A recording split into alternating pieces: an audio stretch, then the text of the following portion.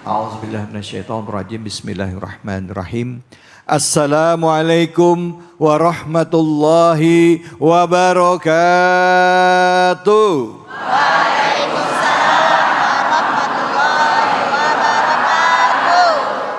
Alhamdulillah, alhamdulillahirabbil alamin. Puja dan puji kita panjatkan atas kehadirat Allah Subhanahu wa taala. Tidak lupa kita berikan salawat dan salam kita kepada junjungan kita manusia yang mulia Nabi besar Muhammad sallallahu alaihi wasallam beserta keluarga, sahabat dan umatnya yang setia hingga akhir zaman. Bu? Ya. Pak? Ya. Lemes banget ini bapak-bapaknya. Pak? Ya. Nah, itu kan kelihatan ada 2.000 orang yang jawab ianya. Bapak-bapak, ibu-ibu sekalian dan juga pemirsa iNews dimanapun saja Anda berada. Seperti biasa kami hadir ya setiap akhir pekan ya menghadirkan tema-tema yang dekat dengan keseharian kita. Dalam program kesayangan kita yaitu Cahaya Hati Indonesia. Yang kami bahas adalah tentang pernikahan. Berapa banyak di antara kita yang hadir dan juga mungkin Anda di rumah yang mengalami atau pernah melihat rumah tangganya sepertinya bukan rumah tangga yang membawa kedamaian. Ada? Ada? Pernah lihat? Mana orangnya? Enggak di sini. Tapi ada. Ya, kita akan bahas ya. Padahal rumah tangga itu seharusnya setiap kita menikah, harapan kita adalah menjadi rumah tangga yang sakinah. Di dalamnya ada mawaddah warahmah. Tapi enggak jarang rumah tangga yang dijalani bukan memberikan kedamaian. Tapi seperti neraka.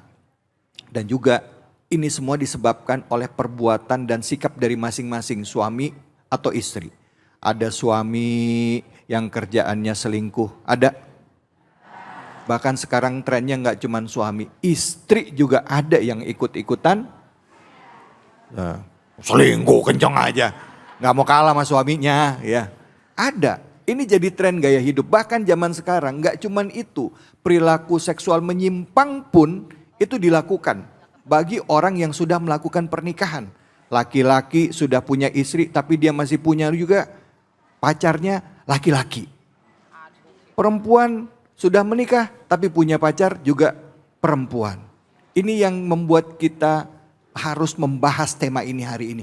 Bagaimana Islam menyikapinya sesuai dengan tuntunan Al-Quran. Dan kalaupun itu sudah terjadi, bagaimana caranya kita memantapkan diri kita agar kita dekat dengan Allah Subhanahu wa taala. Dan sudah hadir guru kita pada kesempatan kali ini, yaitu Al-Mukarram Al-Ustadz Kiai Haji Jumharudin, yang insya Allah akan membahas tema kita, yaitu membangun rumah tangga yang sakinah mawaddah warahmah tanpa zina. Yang tentu akan menafsirkan surah An-Nisa dari mulai ayat 19 hingga 21. Untuk itu pada Kiai kami persilakan. Fadhol Kiai. Assalamualaikum warahmatullahi wabarakatuh.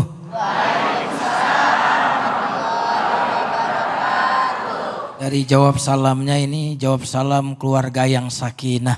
Amin. Mawaddah warahmah. Jawab salamnya ini kelihatannya mau pergi umroh. Amin. Amin ya Rabbal alamin. Amin ya Allah. Amin ya Allah. Alhamdulillah wassalatu wassalamu ala Rasulillah sallallahu alaihi wasallam wa ala alihi wa ashabihi ajma'in, amma ba'd. Yang saya hormati jamaah Masjid Al-Muhajirin Perumnas 1 Bekasi ya, yang mudah-mudahan yang hadir diberkahi oleh Allah Subhanahu wa taala. Dan tentu host kita yang ganteng Mas David, terima kasih. Dulu di zaman jahiliyah, karena kita bahas surat An-Nisa ayat 19, 20 dan 21. Apabila ada seorang suami istri, suaminya meninggal, berarti meninggalkan istri. Ternyata tradisi Arab jahiliyah dulu, istri yang meninggal ini tradisinya diwarisi oleh keluarga almarhum suaminya tadi. Diapain? Diwarisi. Jadi kalau harta diwarisi masih wajar. Tapi saking zalimnya pada masa itu sampai istri anak ketika anak itu meninggal diwarisi oleh keluarganya, diwarisi oleh ayahnya, mungkin diwarisi oleh adiknya.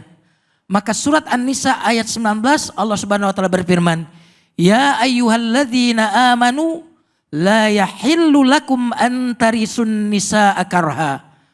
Wahai orang yang beriman, haram hukumnya kalian mewarisi, mempusakai seorang wanita. Ini luar biasa, Islam datang untuk kemudian mengangkat harkat dan martabat wanita. Berarti ibu untung udah Islam. Kalau enggak bu, ibu jadi warisin.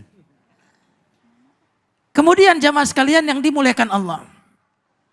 Ada juga pada masa itu suami yang sudah tidak lagi cinta kepada istrinya.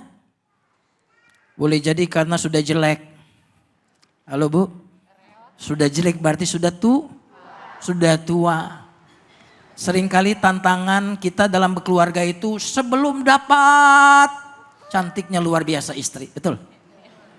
Sebelum suami jadi suami gantengnya luar biasa. Tapi kadang-kadang ketika sudah dapat istri orang yang cakep.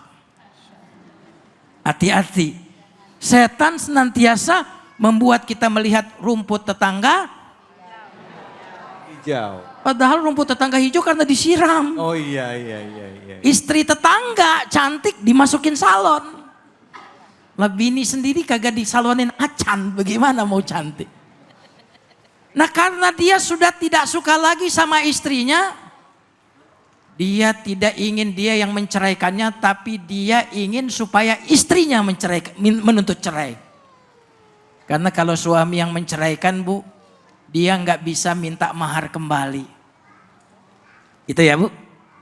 Jadi kalau suami sudah menikah, lalu suami menceraikan istri, mahar tidak bisa diminta lagi oleh istri.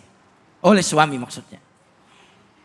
Tapi apabila yang menuntut cerai khulu namanya, istri yang menuntut cerai, maka suami bisa menuntut mahar kembali. Suami bisa menuntut sejumlah uang. Maka kalimat berikutnya dari ayat 19 apa firman Allah? Wala ta'duluhunna litadhhabu bi ba'di ma ataitumuhunna illa ayyatina bifahishatin mubayyinah. Jangan kalian menyusahkan istrimu, menekan istrimu, kasar terhadap istrimu, tidak sayang lagi sama istrimu, supaya istri ini merasa udah gak sakinah lagi. Karena udah gak sakinah, kalau begitu saya tuntut cerai. Padahal tadinya istrinya gak mau menuntut. Tapi ini rekayasa suaminya. Suami sengaja jahat kepada istrinya. Sengaja zolim kepada istrinya. Supaya istri ini lama-lama menuntut. Kalau istri menuntut cerai, suami bisa dapat kembali. Nah itu dilarang oleh surat An-Nisa ayat 19. Wala ta'duluhunna, jangan kamu buat susah mereka agar kalian mendapatkan mahar kembali.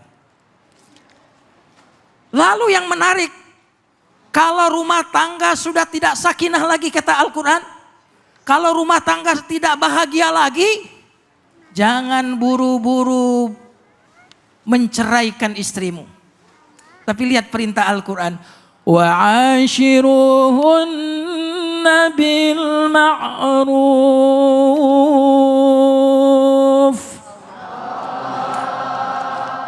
Lemas. Wa'ashiruhunna bil ma'ruf. Allah. Kata Al-Quran, meskipun sudah tidak cinta lagi kepada istrimu, meskipun istri tidak lagi cinta kepada suami, jangan langsung buru-buru cerai. Tapi perlakukanlah istrimu ma'ruf, dengan kebaikan yang wajar. Dengan apa? Kebaikan yang wajar. Kebaikan yang wajar. Karena ma'ruf itu beda dengan mawaddah. Kalau mawaddah masih saling cinta, itu mawaddah. Tapi kalau enggak saling cinta lagi, maka yang perlu tetap dilakukan adalah berbuat ma'ruf, kebaikan yang patut, kebaikan yang layak. Jangan ngomong kecuali sesuatu yang pantas diomongkan. Ma'ruf. Jangan berbuat kecuali sesuatu yang pantas diperbuat. Bahkan yang menarik, muasyarah bil ma'ruf itu kata para ulama bukan cuma tidak menyakiti istri, tapi muasyarah bil ma'ruf adalah bersabar dengan keburukan istri. Subhanallah. Banyak orang yang mengatakan wa asyiruhunna bil ma'ruf, jangan sakiti istrimu. Jangan zalimi istrimu, itu salah satu tafsirnya. Wa asyiruhunna bil ma'ruf, tafsir yang kedua adalah bukan cuma jangan zalimi istrimu, tapi bersabarlah atas keburukan istrimu. Berarti jika rumah tangga tidak bisa dipertahankan dengan mawaddah, jika rumah tangga tidak bisa dipertahankan dengan sakinah, rumah tangga bisa dipertahankan dengan kesabaran. Dengan apa? Sabar. Bapak-bapak, ibu-ibu masih bertahan rumah tangganya karena mawaddah atau karena kesabaran? Berarti levelnya udah kesabaran Ustaz. Bukan lagi. Astagfirullah. Karena suami sempurna atau karena ibu memaafkan? Berarti karena kesabaran. Iya. Jujur ibu-ibu Jadi di sini wahai ya.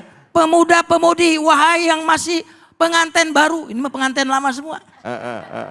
Yang di sini ini awet bukan karena mawaddah warahmah. Tapi yang di sini awet karena apa? Karena kesabaran. Untuk kesabaran itulah Allah mengatakan, maka perlakukanlah pasanganmu dengan perlakuan yang patut. Bilma. Lalu Allah Subhanahu wa taala menyebutkan fa in karihtumuhunna. Jika kamu ada sesuatu yang tidak kamu suka pada pasanganmu, dan itu pasti. Pasti enggak? Pasti. Karena suami ibu bukan malaikat yang tanpa cacat. Karena istri bapak ini bukan bidadari yang tanpa kekurangan. Kita adalah manusia yang membawa kekurangan dan kelebihan. Gampang untuk menerima kelebihan, betul enggak? Apalagi kelebihan berat badan. Tapi yang susah menerima kekurangan pasangan itu tidak akan menjadi bom waktu yang akan meledak jika kita punya penjinak bom itu. Mau tahu penjinak bom? Apa itu Ustaz? Sabar dan maaf. Betul nggak? Berapa lama usia rumah tangga? Rumah tangga usianya bukan 10 tahun, bukan 15 tahun. Rumah tangga itu sepanjang usia sabar dan usia maaf kita. Kelihatan nih wajah-wajah sabar semua nih kelihatan. Jamaah sekalian yang dimuliakan Allah Subhanahu wa taala. Lalu Allah Subhanahu wa taala menyuruh kita bagaimana caranya agar sakinah. Jangan cuma lihat sisi buruknya istrimu, tapi lihat juga sisi baiknya. Karena kadang-kadang kekurangan itulah yang membuat pasangan kita ingin menutupi kekurangannya tadi. Kalau dia kurang cantik, biasanya dia pintar masak. Betul nggak? Bukan berarti yang pintar masak jelek. Jadi kekurangan, kalau istri ada tahu dia satu kekurangannya, maka dia biasanya akan menutupinya dengan kebaikan-kebaikan itu. Maka siapa tahu kamu membenci sesuatu, padahal dalam kebencian itu lahirlah kebaikan-kebaikan yang lain. Sabarlah dan maafkanlah. Allah, Masya Allah. Terima kasih banyak ya Jamarudin, Bu. Jadi rumah tangganya levelnya mana ini?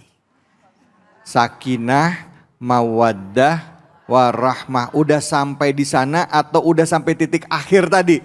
Yang menerima dengan segala kekurangannya dengan sabar. Titik akhir.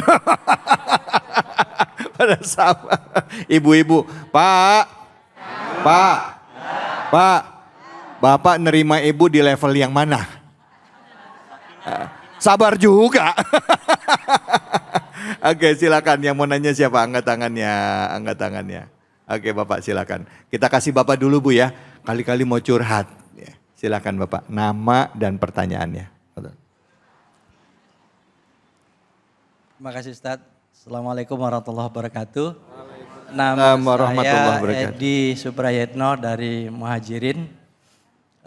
Sebelum nanya boleh pantun Ustaz? Ya. Dari rumah pengen ngaji. Datang ke Muhajirin, dengan Inews TV. Cakep. Kalau mau materi hari ini simpan di hati, jangan lupa minum luwak white coffee dan pakai key spray. Ya Ustaz. Terima kasih, materinya hari ini bagus sekali, di mana kondisi yang kita lihat kadang di luaran sana karena perbedaan misi dan visi suami istri bahkan profesi berakhir dengan cerai, Ustaz. Iya. Pertanyaan saya, Ustaz, bagaimana kalau seorang suami yang sudah menyerahkan hartanya, maharnya, ketika bercerai dituntut lagi dengan harta gono gini? Demikian Ustaz. Assalamualaikum warahmatullahi wabarakatuh. Waalaikumsalam warahmatullahi wabarakatuh. Makasih banyak Pak. Silakan Yai. Fadhol. Subhanallah. Ini pertanyaan yang sangat bagus. Ini ayat ada di ayat 20 surat An-Nisa. Kalau 19 tadi ajarannya sabar jangan cerai. Lihat kebaikan-kebaikannya. Karena waktu menikah, kok mau menikah gara-gara ingat lihat apanya? Keburukannya atau kebaikannya? Kebaikannya. Waktu mau cerai gara-gara ingat apanya? Keburukan. Karena otak kita tidak bisa diisi dengan dua hal yang bertolak belakang dalam satu waktu. Kalau diisi kebaikan maka yang lahir cinta. Dan mata yang mencintai tak melihat aib sang kekasih. Betul. Mata pembenci tak melihat kebaikan kekasih. Iya. Nah di ayat 20 Pak, itu ayat yang mengatakan wa in aradtumus dibdala zaujim makana zaujin wa ataitum ihdahunna qintara fala ta'khudhu minhu syai'a. Dan apabila dirasa memang udah nggak bisa dipertahanin lagi, kalau dipertahanin malah banyak dosa, maka kalau kamu mau ganti pasangan yang lama diceraikan, ganti pasangan, dan dulu kamu telah memberikan kepada istrimu kintaran. Kintaran itu uang yang sangat banyak. Dulu Umar Ibn Khattab mau bikin peraturan perempuan nggak boleh minta mahar mahal. Khutbah di mimbar. Tidak boleh mahar lebih dari sekian. Kelebihannya kalau ada lebih masuk ke Baitul Mal. Tiba-tiba setelah turun dari khutbah, ibu-ibu protes. Wahai Umar, bagaimana kamu melarang wanita untuk mensyaratkan mahar yang besar? Padahal di surat An-Nisa ayat 20 Allah telah berfirman, wa ataitum ihdahunna qintara. Kalian telah memberikan kepada wanita itu qintara, harta yang banyak. Wa ataitumuhunna qintara fala ta'khudhu minhu syai'a. Jangan diambil lagi sedikit pun. Wa kaifa ta'khudhuna?